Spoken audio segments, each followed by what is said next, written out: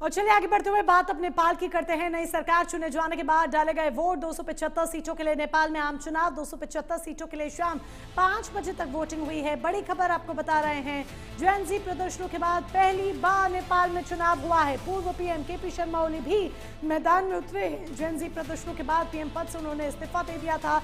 चुनाव में कुल 65 राजनीतिक दलों ने हिस्सा लिया है। 275 सीटों वाली प्रतिनिधि सभा के लिए ये चुनाव है। तो बड़ी जानकारी हम आपको बता रहे हैं, पूर्व पीएम केपी शर्मा ओली भी मैदान में उतरे हैं। अब नेपाल की सत्ता किसके हाथ जाएगी ये देखना होगा। कौन होगा जो नेपाल पर राज करेगा, नेपाल की सत्ता पर काबिज होगा। कुल 65 राजनीतिक दलों ने इस चुनाव में हिस्सा लिया है। नेपाल की जनता के हाथों में है अब अपने लिए नई सरकार को चुनना।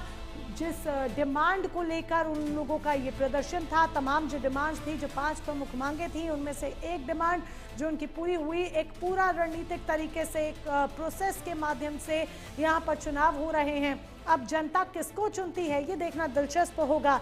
कौन होगा जो नेपाल की कमान संभालेगा। पूर्व पीएम केपी शर्मा ओली, जिन्होंने प्रदर्शनों के दौरान इस्तीफा दे दिया था अपने पद से, वो भी मैदान में उतरे हैं। तो क्या जनता एक बार फिर से ओली को चुनेगी या नहीं? ओली के वादों पर, ओली के दावों पर विश्वास जताएगी या फिर नहीं, ये देखना होगा। 275 सीटों वाली प्रतिनिधि सभा है नेपाल में, जिसके लिए यहाँ पर मतदान कराया जा रहा है। सुबह से ही हम देख रहे हैं कि जनता के बीच कितना उत्साह देखने को मिल रहा है। तस्वीरें भी हम आप तक पहुंचा रहे हैं। लगातार आप प्राइम न्यूज़ पर कवरेज देख रहे हैं कि जनता तक कितना उत्साह जनता के बीच देखने को मिल रहा है। शाम 5 बजे तक वोटिंग हुई है। अब देखना होगा कि जब तमाम पेटियां खुलेंगी तो इसमें से क्या निकलता है, किस शख्स का नाम निकलता है, किस पार्टी के किस दावेदार का नाम निकलता है और नेपाल की सत्ता पर कौन काबिज होता है। तो ये मुख्य रूप से देखने वाली बात होगी। तो बड़ी जानकारी, वो तस्वीरें आपको याद होंगी कि नेपाल में किस तरीके से सत्ता के खिलाफ, गवर्नमेंट के खिलाफ नेपाल की जनता का, खासतौर पर जेन ज़ी का एक प्रोटेस्ट देखने को मिला था, प्रदर्शन देखने को मिला था। उसके बाद ये चुनाव हो रहे हैं तो ये चुनाव और भी ज़्यादा खास हो जाते हैं। अधिक जानकारी के लिए न्यूज़ रूम से हमारे सहयोगी अब्दुल समद इसरार हमारे साथ जुड़ चुके हैं।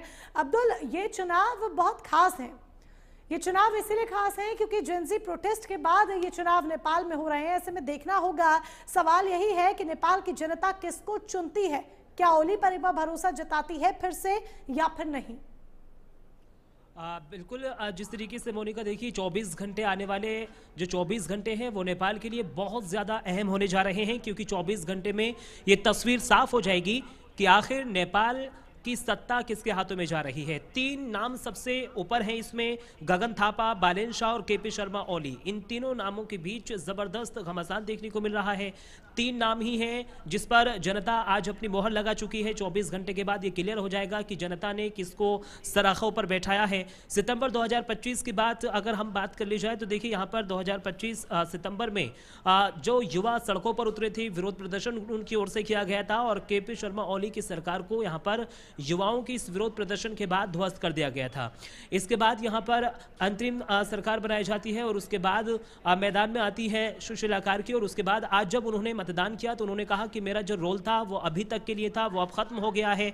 अब जनता देखने वाली बात ये होगी कि किसको सर आंखों पर बैठाती है। उनकी ओर से ये साफ कर दिया गया।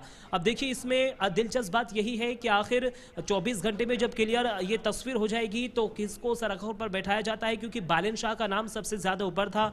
बालेन शाह युवाओं के लिए लगातार लड़ते हुए नजर आते थे। वो एक रैपर थे और उसके बाद वो मेयर बनते हैं और मेयर बनने के बाद अब वो संसदीय चुनाव में कूदते हुए नजर आते हैं। और इसी वजह से बालेन शाह का नाम सबसे ज्यादा ऊपर चल रहा है कि बालेन शाह इस चुनाव में बाजी मार सकते हैं, क्योंकि युवाओं का सबसे ज्यादा जो समर्थन है वो बालेन शाह को मिलता रहा है। यही जो खबरें सामने आ रही हैं, बालेन शाह का लगातार नाम आगे चल रहा है। केपी शर्मा ओली की बात करी जाए तो समद, मुख्य दावेदार कौन कौन है? कौन से वो टॉप 3 दावेदार दिखाई देते हैं या फिर मुख्य मुकाबला किस किस के बीच में दिखाई दे रहा है, जिन पर देखा जाए कि इन पर मोहर लग सकती है? बिल्कुल मोनिका, ठीक कहा आपने। देखिए, सबसे पहला नाम मैंने जैसे लिया गगन थापा, उसके बाद बालेन शाह और फिर केपी शर्मा ओली। बालेन शाह का नाम सबसे ज्यादा ऊपर इसलिए है क्योंकि वो युवाओं के हक की बात करते हैं। जब सितंबर 2025 में नेपाल में प्रदर्शन हुआ था, जो युवा थे, जैनजी थे, वो सड़कों पर उतरे थे, प्रदर्शन किया था। तो इसमें सबसे ज्यादा हस्तक्षेप करने का आरोप लगा था सबसे ज्यादा बालेन शाह पर, कि बालेन शाह ने युवाओं को भड़काया है और उसके बाद केपी शर्मा ओली की सरकार गिरती है, तो इसलिए बालेन शाह का सबसे ज्यादा नाम चल रहा है। उसके बाद में आते हैं गगन थापा। गगन थापा भी यहाँ पर दूसरे नंबर पर हैं और इसके बाद केपी शर्मा ओली। लेकिन अभी जिस तरीके से बालेन शाह का नाम सबसे ज्यादा ऊपर इसलिए है क्योंकि वो युवाओं के हक की बात करते थे। लेकिन समाधि वही बालेन शाह है जिनका नाम युवाओं के हक की बात वो करते जरूर है। उस वक्त भी जब जेनजी प्रोटेस्ट हुआ था तब भी बालेन शाह का नाम ही सबसे ऊपर लग रहा था और यही लग रहा था कि अब ओली का जब इस्तीफा हुआ है तो बालेन शाह के ही हाथों में कमान जाएगी। लेकिन जब बैठक होती है आर्मी के साथ और आपसी सहमति से जिस नाम पर मोहर लगती है वो कार्की का नाम होता है। ऐसे में इस बार बालेन शाह क्या बाजी मारने में कामयाब हो पाए? सारे फैक्टर्स उनके फेवर में जाते हुए क्या दिख रहे हैं? बिल्कुल मोनिका, देखिए सुनील कार्की की ओर से जिस तरीके से आज बयान दिया गया है कि मेरा रोल सिर्फ यहीं तक का था, जब मतदान हो रहा था वो वोटिंग केंद्र पर पहुंचती है, मतदान केंद्र पर, और उसके बाद वोटिंग करने के बाद कहती हैं कि मेरा रोल यहीं तक का था, मेरा रोल अब खत्म हो चुका है। तो कहीं ना कहीं इस बयान को अगर हम देखें तो कहीं ना कहीं बालेन शाह की ओर इशारा करता हुआ साफ नजर आता है।